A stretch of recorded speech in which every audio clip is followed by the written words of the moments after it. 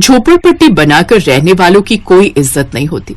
ऐसे लोग कहीं पर भी झुग्गी झोपड़ी बनाकर रहने लगते हैं। फिर जब भी सरकार उन्हें वहां से भगा देती है तो दूसरी जगह ढूंढकर वो लोग रहने लगते हैं।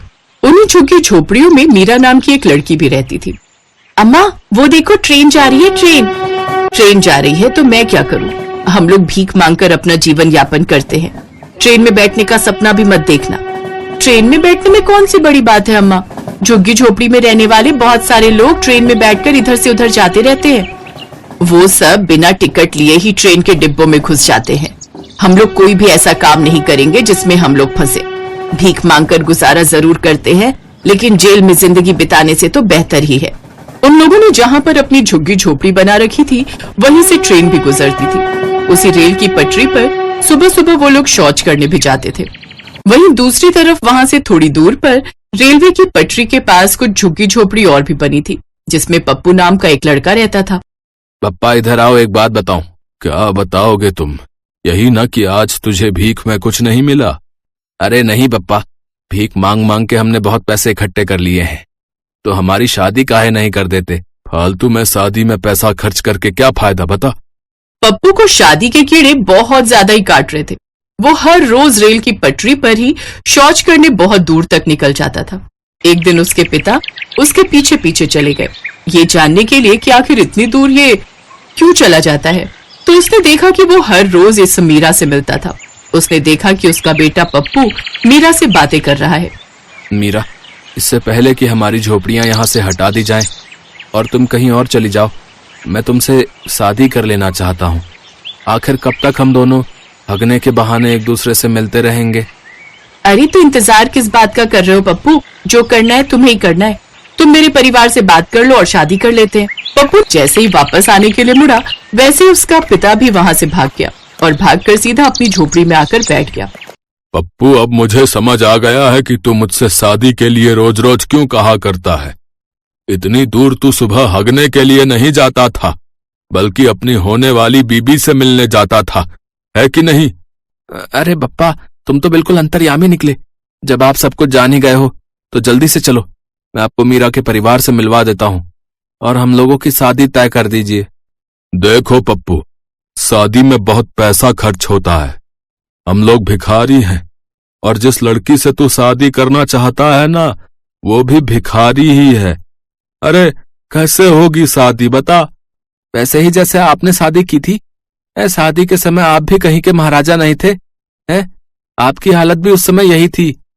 वैसे टेंशन ना लो, शादी में ज्यादा खर्चा नहीं करेंगे, जुगाड़ से हम लोग शादी कर लेंगे।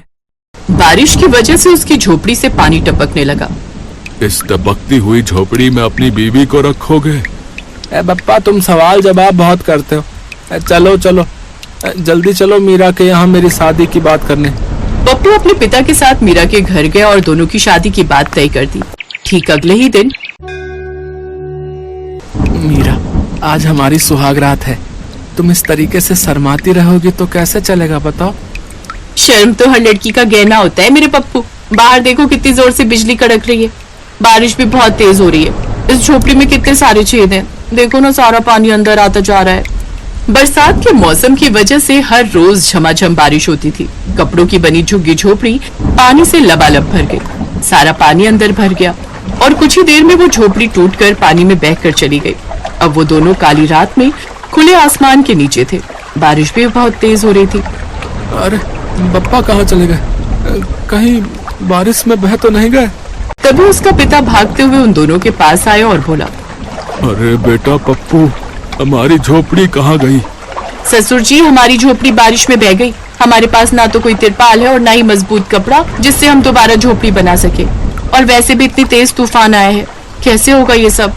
अरे बातें मत करो, देखो बिजली कितनी तेज कड़क रही है, ठंड की वजह से तुम्हें बुखार आ जाएगा। तभी पप्पू के पिता की नजर ट्रेन के एक डिब्बे पर पड़ी जो काफी दिनों से बंद पड़ा था। पप्पू, वो देखो, वो ट्रेन का डिब्बा कई सालों से ऐसे ही बंद पड़ा है, फालतू में बेकार पड़ा है। चलो जल्दी से उस डिब्बे के अंदर चलते हैं, कम से कम इस बारिश से तो राहत मिल जाएगी। हाँ ससुर जी, ये आपने बिल्कुल सही कहा। हम लोग बचपन में इन्हीं ट्रेन के डिब्बों में छुपकर खेला करते थे, कभी कभी तो सो भी जाया करते थे। चलिए जल्दी चलिए, इस बारिश की वजह से तो हमारी सुहाग रात भी अधूरी रह गई। अरे मीरा, कम से कम अपने ससुर जी के सामने ऐसी बातें मत करो। इतनी तेज बारिश में मुझे कुछ भी समझ में नहीं आ रहा है कि कौन ससुर है कौन पति। जल्दी चलो। वो लोग उसी रात में उस ट्रेन के खाली पड़े डिब्बे में चले गए। वहाँ पर उन्हें थोड़ी राहत मिली क्योंकि लोहे का पूरा डिब्बा था जिससे पानी अंदर आने का सवाल ही पैदा नहीं होता। तुम लोगों ने अपना सामान तो उठा लिया था ना? हाँ पप्पा, हम सारा सामान ले आए हैं। आप चिंता ना करो, आपका सामान भी हम लोग उठा लाए हैं। पर झोपड़ी हमारी बह गई, बाकी सामान हमने बचा लिया। ठीक है, तुम लोग इसी डिब्बे में आराम करो, मैं दूसरे डिब्बे में जाता हूँ। पप्पू का पिता दूसरे के डिब्बे में जाकर अपने कपड़ों को बिछाकर वहीं सो गया। अगली सुबह भी बारिश बंद नहीं हुई। तब मीरा ने कहा, देखो पप्पू, हम लोग जिस तरह से झोपड़ी बनाकर रहते थे उसका भी कोई सहारा नहीं था। कभी ना कभी वहाँ से भी भगा दिया जाता। तो इसी तरह जब तक हम इस ट्रेन के डिब्बे में रह रहे हैं तब तक इसको बहुत अच्छा आशियाना बना सकते हैं। हम लोग मिलकर इसे बहुत अच्छा सजाते हैं। क्यों ससुर जी, मैंने ठीक कहा ना? हाँ बेटा, बात तो तुमने सही कही। कुत्ता भी जहाँ बैठता है उतनी जगह साफ करके ही बैठता है। तो अगर तुम इसे अच्छा बना सकती हो तो बना दो, हम लोग भी तुम्हारी मदद करेंगे। इस तरह से उस झमाझम बारिश में तीनों ने मिलकर उस ट्रेन के डिब्बे को अंदर से इतना सजा दिया कि वो किसी आलीशान घर से कम नहीं लग रहा था।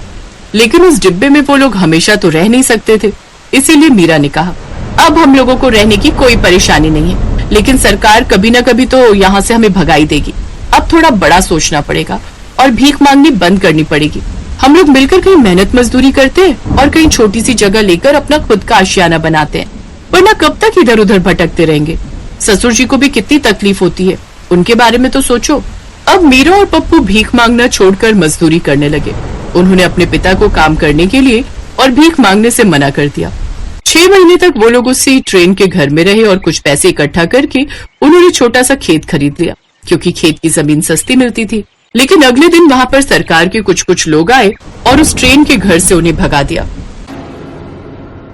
पप्पा, तुम चिंता मत करो, मीरा की वजह से ही हमें कुछ बड़ा सोचने का मौका मिला। वो ट्रेन का घर तो अब हमारा घर नहीं रहा, लेकिन जो खेत हमने खरीदा था वहाँ पर झोपड़ी बनाकर रहते हैं। फिर धीरे धीरे हम लोग पैसे कमाकर वहाँ घर भी बना लेंगे। पप्पू ने उसी खेत में झोपड़ी बना ली और वहीं रहने लगे। 6 महीने फिर से काम करके उन लोगों ने धीरे धीरे अपना भी एक छोटा सा घर बना लिया। अपना घर बनाने के बाद पप्पू वही पुरानी झुग्गी झोपड़ी वाले इलाके में आया और सभी को सीख दी कि हमेशा भीख नहीं मांगनी। मैं भी तुम लोगों की तरह भिखारी ही था। तुम सभी लोगों ने मेरी शादी में प्लास्टिक के ड्रम बजाकर हमारी शादी कराई थी। मेरा भी कर्तव्य बनता है ना कि तुम लोगों को अच्छी सीख दूं। कल से तुम लोग भी मेरे साथ मजदूरी करने चलोगे। सब लोग अपना अपना घर बनाओ। तुम लोग कब तक इधर उधर भटकते रहोगे भाई?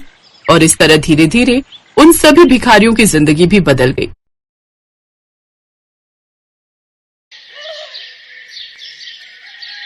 मनोहर पानीपुरी का ठेला चलाता था। उसकी एक 4 साल की बेटी थी और पत्नी शोभा दोबारा गर्भवती थी। मनोहर का परिवार बढ़ रहा था, इसी चिंता में वो ज्यादा मेहनत करता था। सुबह जल्दी उठकर पानीपुरी बनाने की सारी तैयारी करके मनोहर जल्दी ही काम पर निकल जाता था और शाम तक ठेले पर पानीपुरी बेचता था। मनोहर की पानीपुरी लोगों को बहुत पसंद थी, इसलिए ग्राहक भी आ ही जाते थे। मनोहर, पानीपुरी खिला भाई। आटे की या सूजी की भैया जी? दोनों तरह की खिला दे। है भाई, तेरी पानीपुरी खाने में इतनी स्वादिष्ट होती है कि मजा आ जाता है भाई। हाँ मनोहर भैया, 40 रुपए की पानीपुरी पैक कर देना, पानी थोड़ा ज्यादा कर देना। अभी कर देता हूँ। आने जाने वाले लोगों की नजर मनोहर के ठेले पर पड़ ही जाती थी और पानीपुरी तो एक ऐसी चीज है जिसे देखकर मुंह में पानी आ ही जाता है। इसलिए लोग उसके ठेले पर रुककर पानीपुरी खाते और आगे बढ़ते। पर कुछ दिनों से मनोहर के ठेले पर भीड़ आनी कम हो गई थी, क्योंकि मानसून आ गया था और रोजाना ही तेज बारिश आ जाती थी। इसलिए लोग सड़क पर कम रुकते थे। बिक्री पर असर होने से मनोहर की रोजी रोटी पर भी असर पड़ा था। ये लो, रोटी खा लो। शुभा, क्या बात है? चिंता में दिखाई दे रही हो। पूजा कहाँ है? दिखाई नहीं दे रही। वो पड़ोस वाली माला के घर खेलने गई है। वो शरद बाबू आए थे, मकान का किराया मांग रहे थे।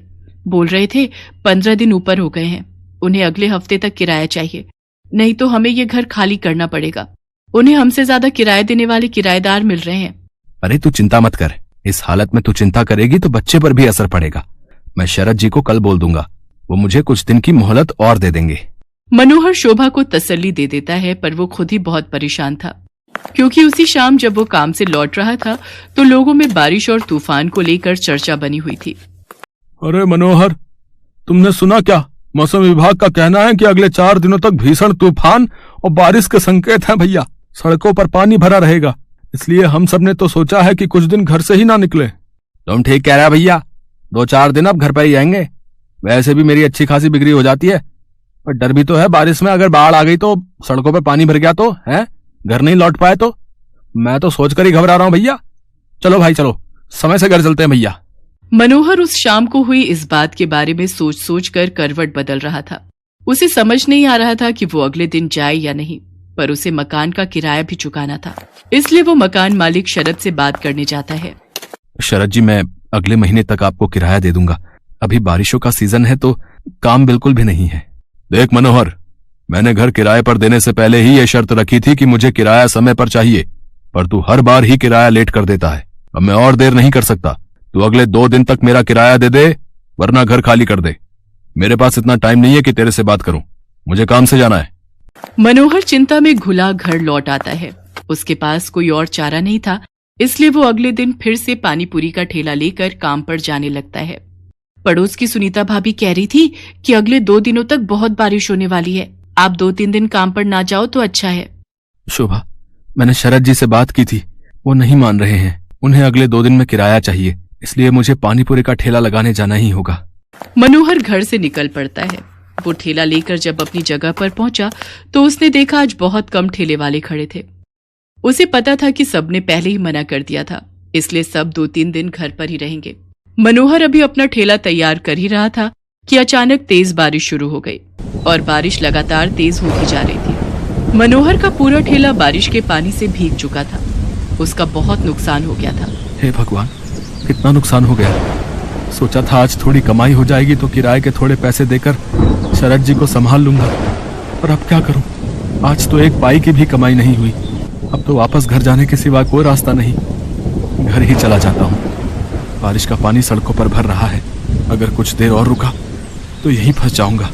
मनोहर अपने ठेले को अभी लेकर जा ही रहा था कि अचानक से एक गाड़ी तेजी से आती है और सड़क पर फिसलती हुई एक पेड़ से टकरा जाती है।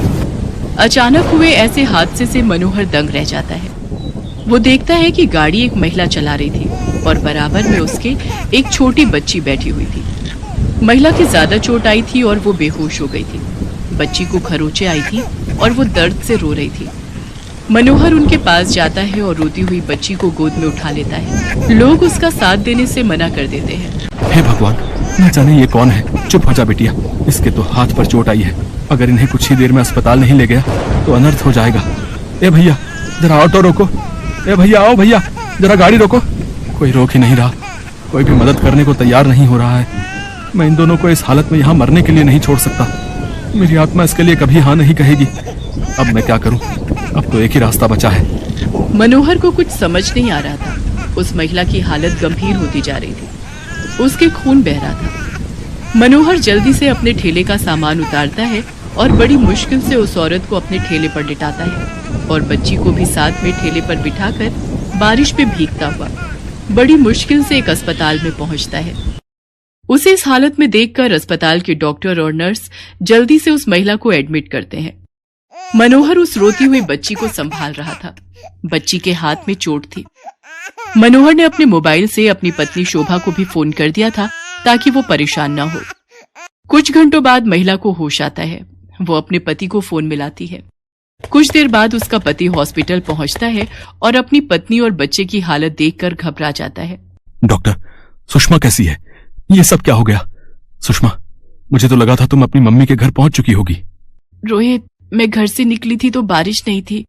मैंने सोचा आराम से पहुंच जाऊंगी, पर अचानक पता नहीं क्या हुआ, मैं गाड़ी संभाल नहीं पाई। कीचड़ में वो फिसलती चली गई और उसके बाद तो मुझे होश ही नहीं था। रोहित, ये भैया बहुत अच्छे हैं। आज इन्होंने ही मेरी और स्वाति की जान बचाई है। आपकी वाइफ ठीक कह रही हैं। आज की दुनिया में ऐसी मदद कोई नहीं करता। हमने अपनी आंखों से देखा था। ये भैया बारिश में अपने ठेले पर आपकी पत्नी और बच्ची को हॉस्पिटल लेकर आए थे। मैं आपका एहसान किस तरह से चुकाऊंगा? आपने जो मेरे लिए किया है, उस एहसान के बदले में आपके लिए कुछ भी कर सकूं तो मेरे लिए बहुत बड़ी बात होगी। बाबूजी, ये तो मेरा धर्म है। अगर मुसीबत में पड़े लोगों की जिसने सहायता नहीं की तो वो इंसान ही क्या। रोहित को पता चलता है कि मनोहर पानीपुरी का ठेला चलाता है। वो देखता है कि मनोहर बहुत गरीब और मजबूर है, जो अकेले ही बड़ी मुश्किल से अपना परिवार चला रहा है। मनोहर भैया, अब आपको चिंता करने की कोई जरूरत नहीं है। आपका मकान का किराया भी भर जाएगा और आपके परिवार की परेशानियां भी दूर हो जाएंगी। आपकी अपनी पानीपुरी और चाट की दुकान होगी, जिसको खुलवाना मेरी जिम्मेदारी है। रोहित की बातें सुनकर मनोहर के चेहरे पर खुशी झलक आती है। कुछ ही दिनों में रोहित मनोहर को पानीपुरी और चाट की एक बड़ी और अच्छी दुकान खुलवा देता है। मनोहर को उसकी अच्छाई का फल मिल जाता है और उसकी सारी परेशानियां दूर हो जाती हैं। Thanks for watching.